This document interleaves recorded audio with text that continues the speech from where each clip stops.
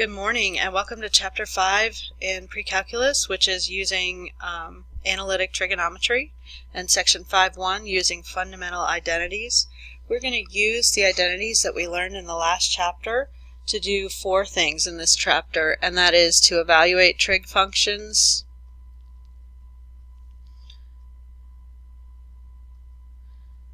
and that means to get actually a number answer for them, to simplify trig expressions,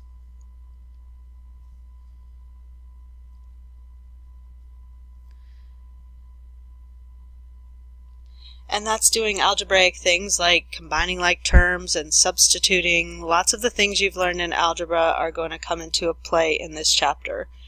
We're going to use the basic trig functions to develop additional trig functions.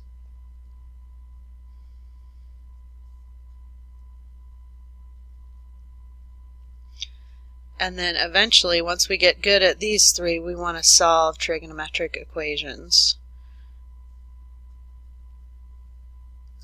So this next section is just review, and you should be able to fill these in from memory. If you want to list the 6 reciprocal identities, that's where sine is equal to 1 over cosecant, and cosecant is equal to 1 over sine. Cosine is equal to 1 over secant, and secant is equal to 1 over cosine. And tangent is equal to 1 over cotangent, and cotangent is equal to 1 over tangent. The 2 quotient identities have to do with tangent, and we're going to be using these a lot. So we need to have memorized that sine theta over cosine theta equals the tangent of theta, and that the cotangent of theta equals cosine over sine. The 3 Pythagorean identities we talked about in the last chapter, but then we didn't really use them to solve problems. That's going to come back pretty heavily in this chapter, and it all starts with the fact they're called Pythagorean identities because we know in the unit circle that the sine is our height and the cosine is our x value, and we have a radius of 1. So we know that sine squared plus cosine squared equals 1 from the Pythagorean theorem just by looking at it as the sides of a triangle. Then we went through and we proved that if I divide everything through by cosine squared, that I end up with tangent squared, because sine squared over cosine squared is tangent squared, plus cosine squared over cosine squared, which is 1, equals 1 over the cosine squared, which is the secant. Then if I took my original identity and I divided everything through by sine squared, I would get 1 plus cosine squared over sine squared is cotangent squared, and then 1 over sine squared equals cosecant squared. So those are the Pythagorean identities. Then we have what are called cofunction identities. So, and that pretty much has to do with the fact that the sine of the complement of the angle, and we're going to use the angle mu just to be in line with what the book uses. So the sine of the complement is equal to the cosine of that angle, and the cosine of the complement. So complement means take 90 degrees or pi over 2 and subtract it, and that would equal the sine. Then those two are the same for secant and cosecant. So we'll say the secant of the complement is equal to the cosecant, and the cosecant of the complement is equal to the secant. And then with tangent and cotangent, those are true as well. So pretty much if you have a complementary angle and you're picturing inside the right triangle, then all of these identities will be true. Cotangent of the complement equals the tangent of the angle. And then our even and odd identities, so those are going to work out differently. We know with our all students take classes that in quadrants 1 and 2, the signs are both positive. So, and then in quadrants 1 and 4, the cosines are both positive. And these identities have to do with that. So, and vice versa, we know that the signs in quadrants 2 and 4 and 2 and 3 are opposite signs of each other, SIGN signs. And the cosines in quadrants 1 and 4 are the same. So I'm going to write these out, and we will refer back to it as we work problems. So the sine of the negative angle equals negative times sine of the angle. So if I have a 30-degree angle and I take the sine of negative 30 degrees, I see that that's going to pop it down into the fourth quadrant and make my sine negative. But if I take the cosine of a negative angle,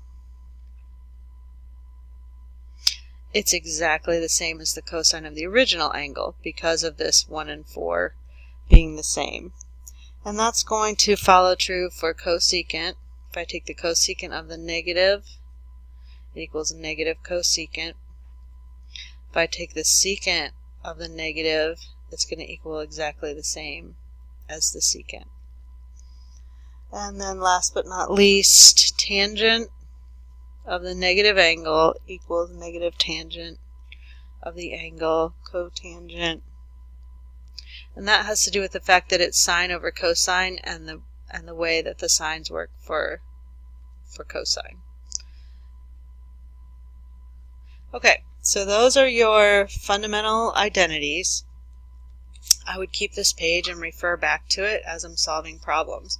We're just going to go through and solve lots of different types of questions, and hopefully you can follow these examples, practice in your homework, and you'll have a good library of practice problems.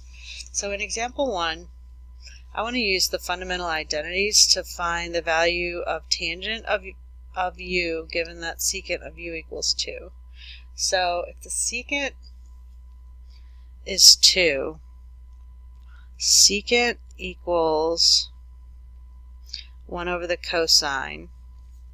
So if 2 equals 1 over the cosine, then the cosine is a half. So if I can picture where on my unit circle that the cosine is equal to a half,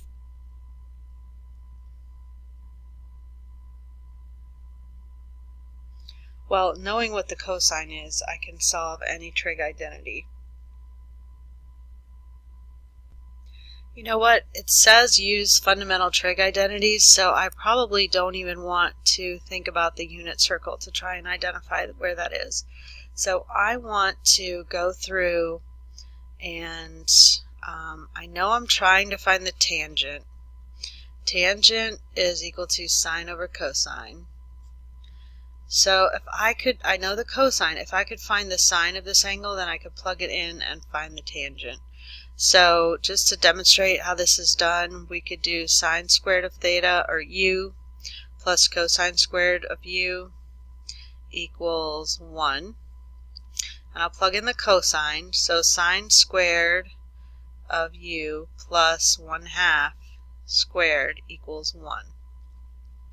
And so 1/2 squared is equal to 1/2 times a half equals a fourth. So I have sine squared plus a fourth equals 1. Subtract a fourth from both sides. Sine squared equals 3/4. And I square root both sides, and I get that the sine of u is equal to square root of 3 over 2. So now I know my sine and my cosine. So I'm going to come over here to where I want to figure out the tangent. And actually I'm going to put it over in this side so that it can be more visible. So if the tangent of u equals sine over cosine, and then I want to substitute the values that I know. So the sine is square root of 3 over 2 divided by cosine. So then I'm going to keep, switch, flip, and I get that my tangent is square root of 3. So the key was to use this trig function to find what I needed. And there may have been another way, I'm not sure. Yes, okay, there was a much better way. And there's always going to be tons of different ways to solve these problems. So I'm given secant and I want tangent. So why would I not just use this trig identity number 2 here? Okay, you can't see where I'm pointing.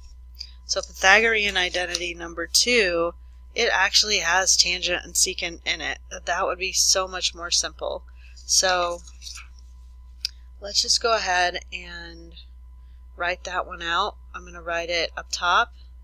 So the identity is tangent squared plus 1 equals secant squared. And I could plug in, let's see, tangent's what I'm looking for. So I'm going to subtract 1 from both sides and plug in the secant. So secant squared equals 2. Or secant equals 2 squared, and then minus 1. So the tangent squared of u equals 3. So square root both sides, and we get tangent of u equals square root of 3. Much better. Okay, so as we go through these, I am going to be trying different things and looking for the simplest, most eloquent way to work the problem. So in example 2, we just want to, well, actually, let me see if I have room for extra examples here. No. Okay, so we'll take extra examples in class. So for example 2, how to use the fundamental identities to simplify secant of x minus tangent of x sine x. So I kind of want to just throw everything at it that I can to try and simplify it as much as possible. So secant x is 1 over cosine. Tangent is sine over cosine. And I multiplied it by sine. So sine over cosine times sine. Let's see. This is just cosine of x, not cosine squared. So all I did was substitute for tangent. I said sine of x over cosine of x, and then I multiplied it by sine of x. So what I end up with is sine squared on the top and cosine on the bottom. And so now I'm using my rules of fractions. And that is that there's already a common denominator. So I want to keep the denominator and combine the numerators. So my numerator is 1 minus sine squared of x over cosine of x. Now is where I can use that sine squared of x plus cosine squared of x equals 1. And if I subtract sine squared of x from both sides, I get cosine squared of x equals 1 minus sine squared of x.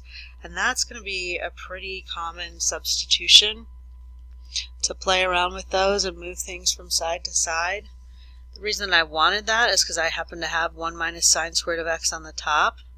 So now that I see that that's equivalent to cosine squared of x over cosine of x, I get my final answer, which is just plain old cosine of x.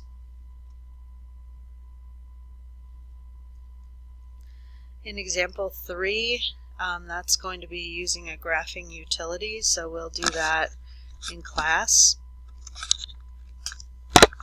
So that's all I have for you for this set of notes. We'll do lots of examples in class. Thanks for watching.